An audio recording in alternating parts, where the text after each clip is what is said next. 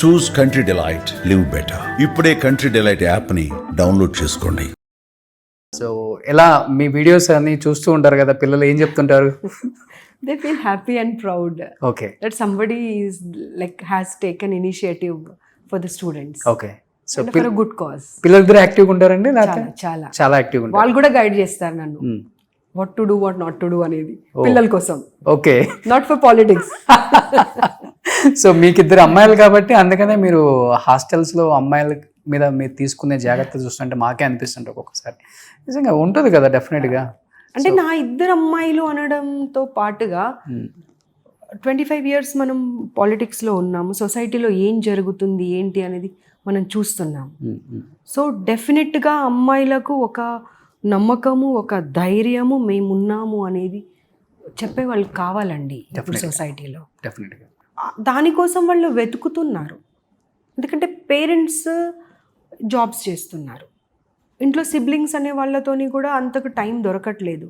So కొన్ని సందర్భాలలో సమస్య ఎవరికి చెప్పాలా, ఎలా రిజాల్వ్ చేయాలా అర్థం కాని పరిస్థితిలో డిప్రెషన్కి వెళ్ళిపోతున్నారు. సో దెన్ ఐ థాట్ మనమే ఒక ప్లాట్ఫామ్ క్రియేట్ చేసి will give a confidence to them. Okay. So ఇప్పుడు మనకి అనాథాశ్రమాలలో, ఆశ్రమాలలో కూడా చాలామంది మైనర్ బాలికలు ఉంటారండి. ఇప్పుడు వాళ్ళ కోసం మీరు ఎలాంటి జాగ్రత్తలు తీసుకుంటున్నారు అసలుకి? గవర్నమెంట్ నుండి women and child welfare department నుండి అసలు ఇప్పుడు నా దగ్గర స్టాఫ్ కూడా ఉన్నారు కొంతమంది, ఆ హోమ్స్లో చదువుకొనే ఇవాళ నా దగ్గర సైకాలజిస్ట్గా పనిచేస్తుంది మా కవిత. ఓకే. సో అట్లా ఆ హాస్టల్స్లో చదివినటువంటి పిల్లలు, ఇంకా కొన్నిసార్లు చెప్పాలి అంటే లోకజ్ఞానం అనేది ఇళ్ళలో చదివిన పిల్లలకు ఉండదు, కానీ వాళ్ళకి చాలా లోకజ్ఞానం ఉంటుంది, కాన్ఫిడెన్స్ లెవెల్స్ ఎక్కువ అండి. సో డెఫినెట్గా వాళ్ళ కంప్లీట్ ఓవరాల్ వెల్బీయింగ్ అంటే చదువు, సెక్యూరిటీ, మానసిక పరిస్థితి అన్ని రకాలుగా వాళ్ళు ఒక మంచి వ్యక్తిగా ఎదగడానికి, ఫ్యూచర్లో సక్సెస్ పొందడానికి, అండ్ ఒక ఉద్యోగమా లేకపోతే వాళ్ళ కాళ్ళ మీద వాళ్ళు నిలబడి ఫైనాన్షియల్గా కూడా ఎంపవర్ అవ్వడానికి 100% గవర్నమెంట్ అన్ని మెజర్స్ తీసుకుంటుంది. ఓకే. అంటే బిఫోర్ చూసామండి, ఆడవాళ్ళు అంటే చాలా అనుకోగా ఉండేవాళ్ళు, మొహమాటం కూడా ఎక్కువ ఉంటుంది, బయటికి కూడా రారు, వేరే వాళ్ళతో కూడా మాట్లాడరు, పెద్దగా ఫేస్ కూడా మనం చూడలేం వాళ్ళది, చాలా అనుకువగా ఉంటారు. ఇప్పుడు చూస్తే ఎవ్రీడే న్యూస్లో భర్తను చంపిన భార్య టైటిల్స్ అవే, డైలీ ఒక న్యూస్ చూడాల్సి వస్తుంది. ఎలా చూడొచ్చు శారద గారు దీన్ని అసలుకి? అన్ని యాంగిల్స్లో అన్ని రకాలుగా కూర్చొని చర్చిస్తే అప్పుడు దీనికి ఒక సొల్యూషన్ అనేది కానివ్వండి, అసలు సమస్య ఎక్కడ మొదలైంది, ఎందుకు మొదలైంది, దీని పరిష్కారం ఏంటి అనే వైపు ఆలోచించవచ్చు తప్పించి ఈ ఒక ఇన్సిడెంట్ ఆ ఒక ఇన్సిడెంట్తోనూ మనం ఆడవాళ్ళని చెడ్డవాళ్ళు అనరాదు, మగవాళ్ళని చెడ్డవాళ్ళు అనరాదు. ఓకే.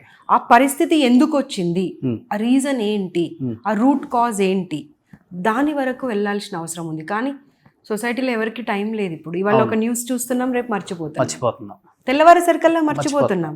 బట్ అది ఎందుకు జరిగింది అనేది చర్చ మొదలవ్వాల్సిన అవసరం ఉంది. నేను ప్రతి చోట వెళ్ళిన ప్రతి చోట, ఇప్పుడు నేను ఉమెన్ కమిషన్ చైర్పర్సన్ అయిన తర్వాత నేను రెడ్డి కాలేజ్లో గ్రాడ్యుయేషన్ చేశాను.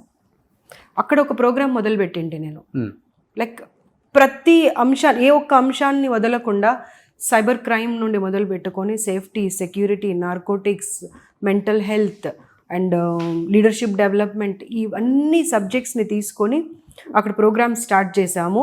నా ఆలోచన ఏంటి అంటే ప్రతి కాలేజ్కి ఇది రీచ్ అయినప్పుడు ఆ పిల్లలకు మంచి చెడులు అని చెప్పే అటువంటి ఒక వ్యక్తి కావాలి ఇవాళ. లేకపోతే ఇంకా ఎన్ని న్యూస్ చూడాల్సిన పరిస్థితి వస్తుందా, మగవాళ్ళు చెడ్డవాళ్ళ, ఆడవాళ్ళు చెడ్డవాళ్ళ అర్థం చేసుకొని పరిస్థితిలో సమాజం కొట్టుమిట్టాడుతూ ఇలాంటి న్యూస్లు ఇంకెన్ని చూడాల్సి వస్తుందో. ఇకనైనా కళ్ళు తెరిచి ఎందుకు జరుగుతున్నాయి అనే దానిపైన చాలా చాలా చర్చలు జరగాల్సిన అవసరం ఉంది. సో కొత్త వాదన కూడా వింటూనే ఉన్నామండి. ఇప్పుడేమో అన్ని న్యాయాలు మొత్తం అమ్మాయిల వైపే ఉన్నాయి, జస్టిస్ అంతా వాళ్ళకే ఇస్తున్నారు, దానివల్ల మగవాళ్ళు చాలామంది బలైపోతున్నారని కూడా మనం వింటున్నాం. మీరు కూడా చూస్తున్నారు కూడా కొన్ని అందరం నేను చెప్పట్లేదు, కొంతమంది.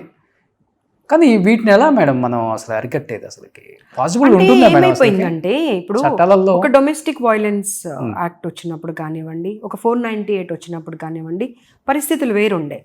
కానీ అనవసరంగా కూడా వీటిని యూటిలైజ్ చేసుకుంటున్నారు అనే ఆలోచనతో వాటిని మార్చడం జరిగింది. అవును. ఇప్పుడు అంతకు ముందున్నంత స్ట్రిక్ట్గా లేవండి. సో అలా ఏం లేదు, దుర్వినియోగం చేసుకునే వాళ్ళు అమ్మాయిలైనా చేసుకుంటున్నారు, అబ్బాయిలైనా చేసుకుంటున్నారు. కానీ ఇప్పుడు పరిస్థితులకు అనుకూలంగా ఇప్పుడు జరుగుతున్నటువంటి విషయాలన్నింటినీ అంటే చర్చించి యాక్ట్ని కూడా కొంత మార్చాల్సినటువంటి అవసరం ఉన్నది. డెఫినెట్గా పరిధులను, లిమిటేషన్స్ని మార్చాలి. అది ఏ కమిషన్ కానివ్వండి, ఏ యాక్ట్ కానివ్వండి, ఖచ్చితంగా మార్పు అనేది ఇప్పుడు అవసరం ఉంది. ఎందుకంటే ఎప్పుడో 90sలలో వచ్చినటువంటి act, for example women commission యాక్టే ఉంది, 98లో ఎనాక్ట్మెంట్ అయింది దీనిది. 98 పరిస్థితులకు 2025 పరిస్థితులకు ఎంత వ్యత్యాసం ఉంది? చాలా. చూడండి నిన్న జీడిమెట్లలో ఆమె మైనర్ బాలిక సొంత తల్లిని అంత కిరాతకంగా చంపేసింది. అంటే అంత పిల్లల్లో, మైనర్ బాలికల్లో అంత క్రూరత్వం అసలు పెరిగిపోవడానికి కారణం ఏంటి? అసలు మీరు తిరుగుతున్నారు కదా, మీరు చూస్తుంటే, మీరు డైలీ క్లాసెస్ కూడా మీకు ఉంటే, ట్రైనింగ్ సెషన్స్ ఏ ఉంటాయి కదా మేడం, కౌన్సిలింగ్ ఉంటాయి కదా, వచ్చినప్పుడు వాళ్ళ మెంటల్ హెల్త్ మీకు అర్థమవుతుంది క్లియర్గా, మీకు వాళ్ళ స్టేటస్ ఏంటి అనేది. ఎక్కువ ఏం చెప్తున్నారు రీజన్స్ అసలుకి? అంటే ఏమైపోయిందంటే ఒకప్పుడు కుటుంబ వ్యవస్థ అనేది ఉండేది, అంటే ఒక జాయింట్ ఫ్యామిలీస్ ఉండేవి. ఇప్పుడు న్యూక్లియర్ ఫ్యామిలీస్ అయిపోయినాయి. జాయింట్ ఫ్యామిలీస్లో ఉన్నప్పుడు ఒక తాత, ఒక అమ్మమ్మ, ఒక బాబాయి, మామ, ఇలా పెద్ద ఫ్యామిలీ ఉండి మంచి చెడులు అంటే చెప్పాల్సిన అవసరం లేకుండానే అందరితో పెరగడంతో పాటుగా నేర్చుకునే అటువంటి అవకాశం ఉండేది. ఇప్పుడు ఏమైపోయింది, ఒక మొబైల్, ఒక టీవీ, ఒక ఫ్రెండ్, ఇంతవరకే పరిమితం అయిపోయారు. వాళ్ళు చెప్పేది మంచా చెడా కూడా అర్థం చేసుకునేటువంటి పరిస్థితిలో లేరు వాళ్ళు. ఓకే. సో వాళ్ళు నమ్మిందే ఇది మంచి అనుకుంటున్నారు, కానీ అది మంచా చెడా అనేటువంటి చెప్పే పరిస్థితులే లేవు. సోషల్ మీడియా చూస్తున్నారు మీరు, సోషల్ మీడియాలో ఒక మొబైల్ తీసుకుంటే ఒక వ్యక్తి ఏం చూస్తున్నారో కూడా మనకు తెలియదు. ప్రతి ఒక్కరి దగ్గర మొబైల్ ఉంది. అంటే ఒక లైఫ్ స్టైల్, వాళ్ళు వాళ్ళ స్టాండర్డ్ ఆఫ్ లివింగ్ ఎలా ఉన్నా, వాళ్ళ ఇన్కమ్ ఎలా ఉన్నా సరే మొబైల్ మాత్రం ప్రతి ఒక్కరి దగ్గర ఉంది. దీనిది కూడా ప్రభావం ఉంది అని నేను అనుకుంటున్నాను. ఓకే.